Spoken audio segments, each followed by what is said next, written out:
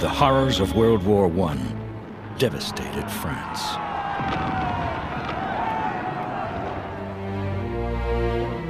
No less than 1.5 million Frenchmen were killed during more than 4 years of bitter fighting on the Western Front.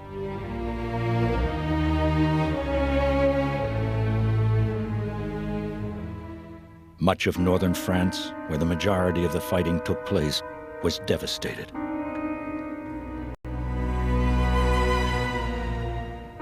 To avoid a similar catastrophe in the future, the French built a line of forts and blockhouses on its border with Germany. The French were certain this would deter the nation they called the beast who sleeps on the other side of the Rhine. Unfortunately, the Maginot Line was fatally flawed. It was not long enough and failed to fend off recent developments of military aviation and armored warfare. These restored Germany's offensive might. When Germany invaded France in May 1940, 8 months after the start of World War II, it didn't attack the Maginot Line. It just went around it.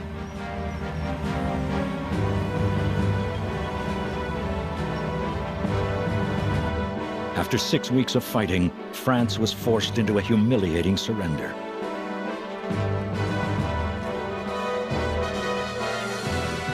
Adolf Hitler became master of continental Western Europe.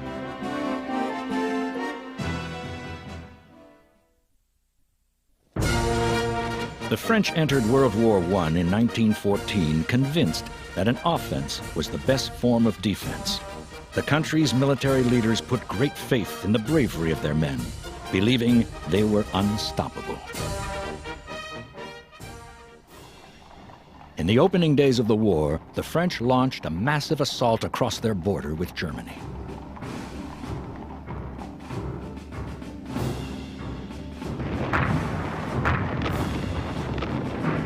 The attack was a disaster. The French were pushed back and suffered 300,000 casualties in the process.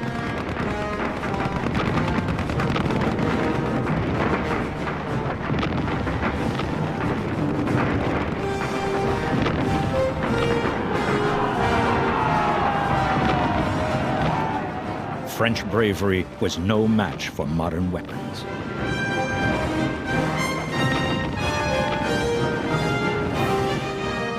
German artillery and machine guns literally slaughtered the attackers. As the war progressed, French soldiers proved adept at defense.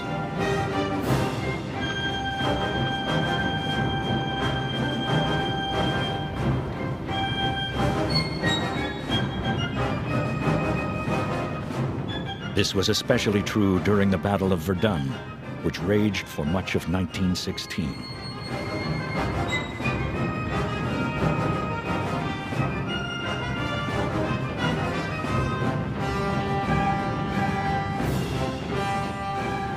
Verdun and subsequent battles reinforced the belief that the French soldier was now at his best while on the defense.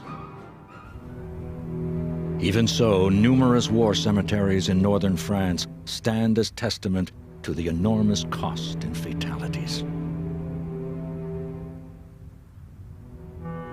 France needed a strategy that would both deter future German aggression and, if that failed, repulse it at minimum cost. France could not afford another World War I.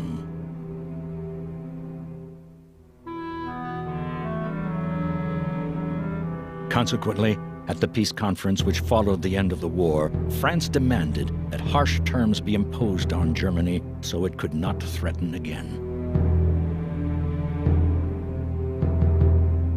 Germany's armed forces were to be drastically reduced, with severe restrictions placed on weapons permitted.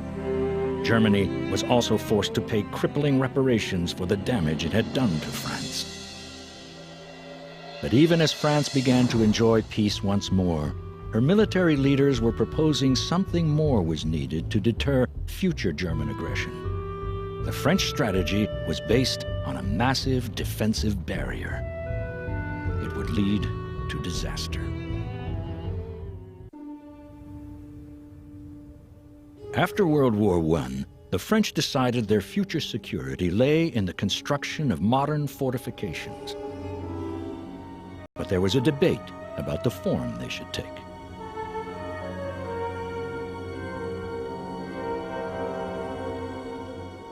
Marshal Joseph Joffre, who had commanded the French armies in 1914, thought the answer was a belt of fixed fortifications along the Franco-German border.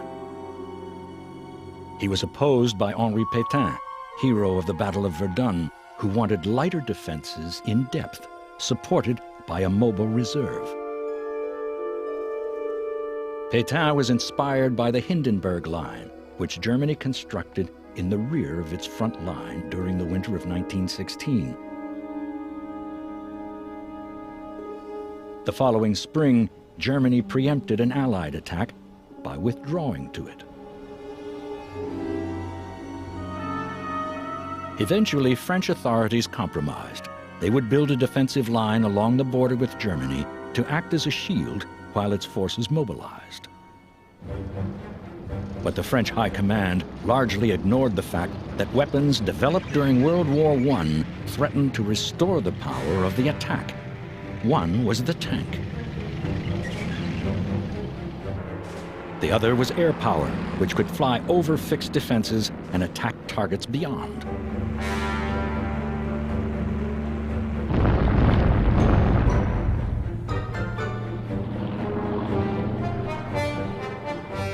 It was not until André Maginot took over as Minister of War in 1929 that concrete steps were taken to put France's new strategy into practice.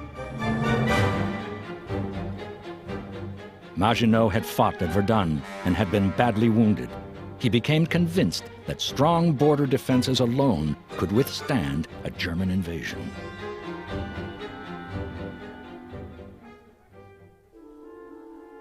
The Maginot Line ran for some 170 miles along the border with Germany, with another extension covering the Italian frontier. On the mistaken assumption that Belgium would be an ally in any future conflict, only scattered defenses were placed along France's northern border.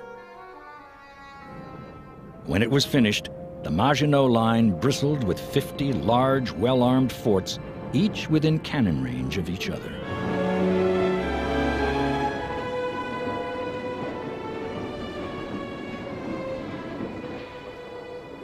"100 feet below the surface was another series of air-conditioned, impregnable complexes.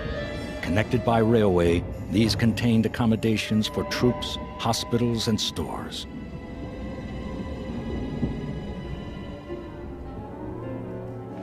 Massive electrical generators provided the necessary power. The troops guarding the line could live underground for weeks. Entrusted with the defense of France, they regarded themselves as elite.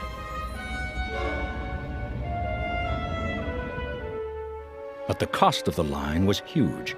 It ate up most of the French defense budget.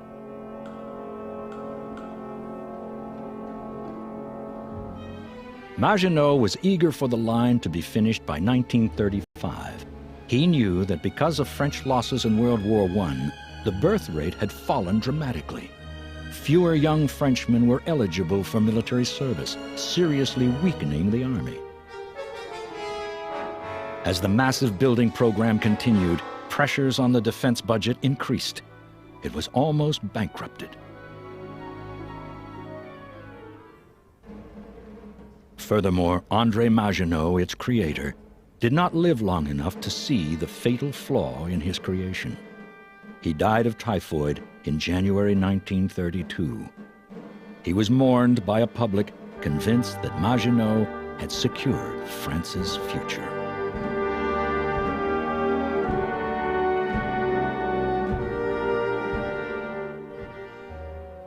A year later, Adolf Hitler came to power in Germany. Hitler was determined to destroy the peace treaty and make Germany a great power once more. Hitler set about rapidly expanding the German armed forces, creating a powerful air force almost overnight. He was also very interested in tanks, the weapons that restored mobility to the battlefield at the end of World War I. The French also began to modernize their armed forces.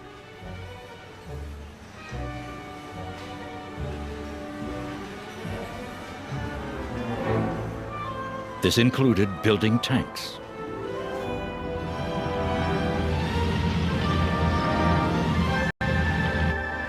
But the modernization program was severely restricted by the huge cost of the Maginot Line.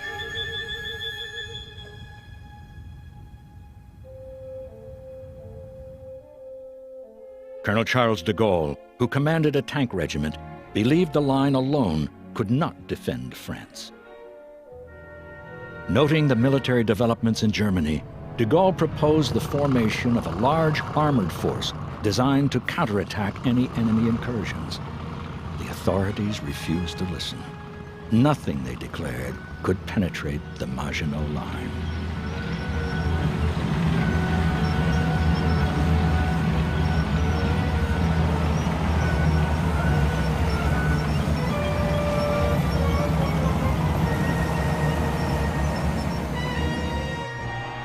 As the 1930s passed, Hitler began flexing his muscles, demanding and gaining territory from his neighbors.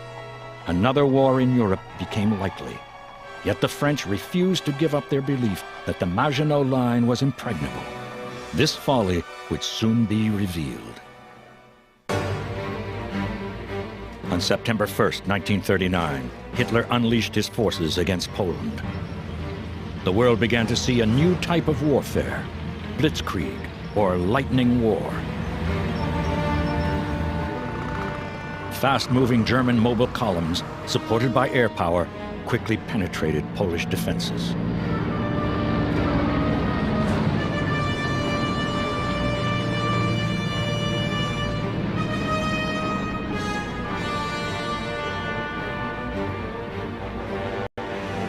France and Britain declared war on Germany.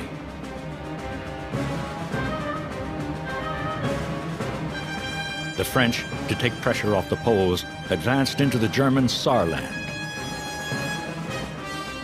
This initially made some progress, but the Maginot Line dominated the French mentality.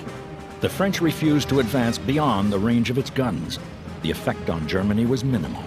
Poland was forced to surrender.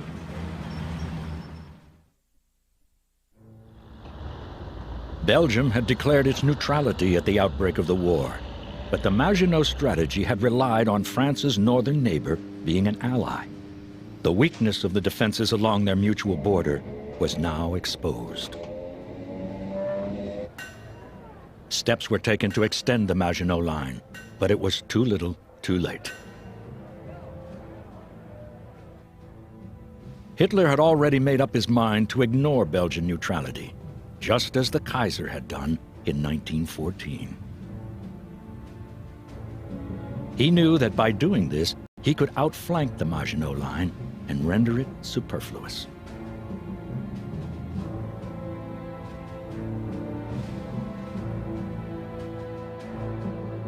His final plan was for German Army Group C to tie down the defenders of the Maginot Line.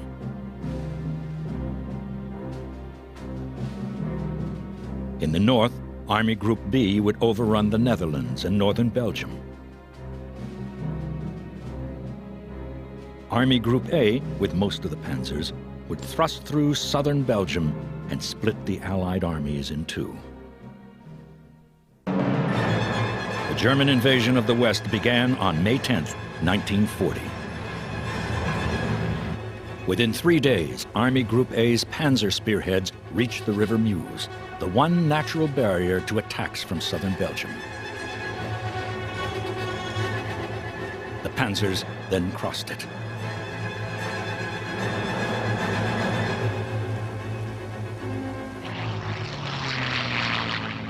In spite of attempts by Allied air power to destroy them, pontoon bridges were quickly built. The bulk of Army Group A began to cross. In front of them, the panzer spearheads advanced swiftly westward. The French tried to launch counterattacks with their scattered tank forces.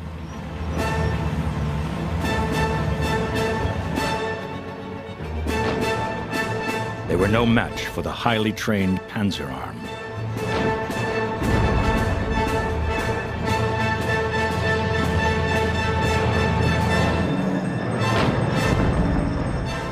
Within a week, the panzers reached the English Channel, cutting off the northern Allied armies. Then came the Allied evacuation from Dunkirk, which the Germans had invaded on June 4th. They had now overrun Belgium, Holland, and northern France.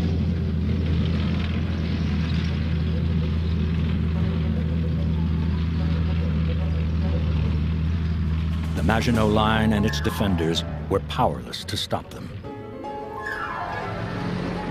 But worse was to come.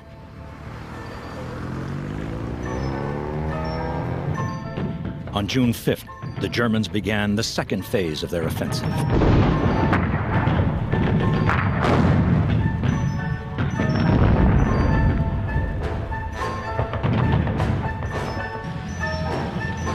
Their panzer spearheads soon broke out into the heart of France.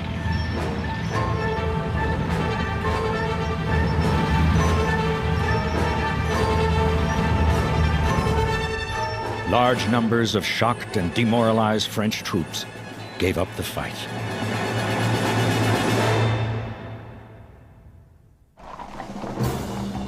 On June 14, 1940, the Germans entered Paris in triumph.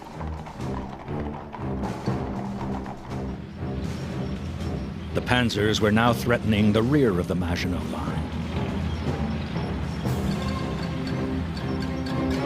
Throughout the campaign, the defenders of the line had been fighting an artillery duel with German Army Group C.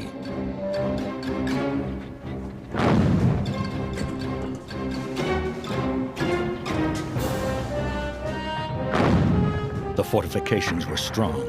They suffered little damage from the German field guns.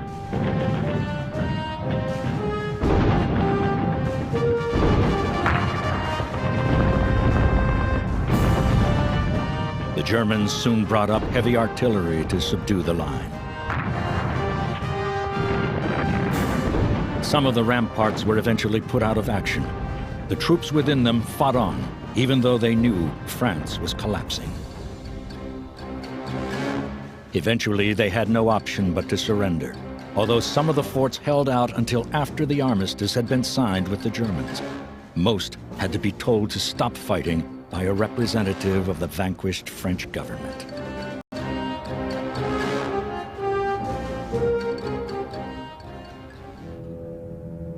The Maginot defenses on the Italian border had also been tested. Mussolini had declared war on June 11th and invaded southern France. The forts again demonstrated their strength, and the Italian attacks made no headway. But this made no difference to the overall outcome of the campaign. Crushed by Germany, France was forced to sign an armistice with Italy as well. France was now paying the price for the blunder of putting all its trust in fixed fortifications.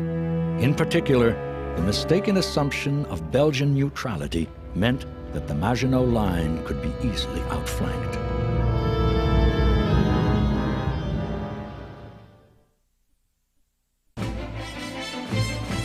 Nearly 4.5 years later, George Patton's 3rd U.S. Army advanced toward the German border.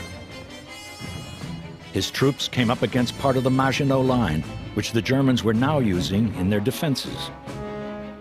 The Germans had turned the guns to face west, but to no avail. American troops soon captured them.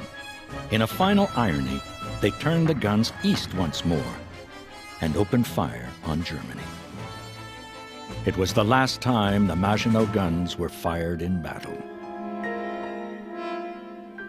After 1945, the French army restored some of the Maginot defenses to use as a bastion against a possible Soviet invasion of the West. But President Charles de Gaulle, who argued vehemently against full reliance on the line in the 1930s, abandoned it when he took France out of NATO in 1966. The Maginot Complex was so large that it was not viable to totally demolish it. Some of the forts were sold off and used for mushroom farming. Others were restored as tourist attractions. Those who visit them can marvel at the comprehensive layout of the underground complex.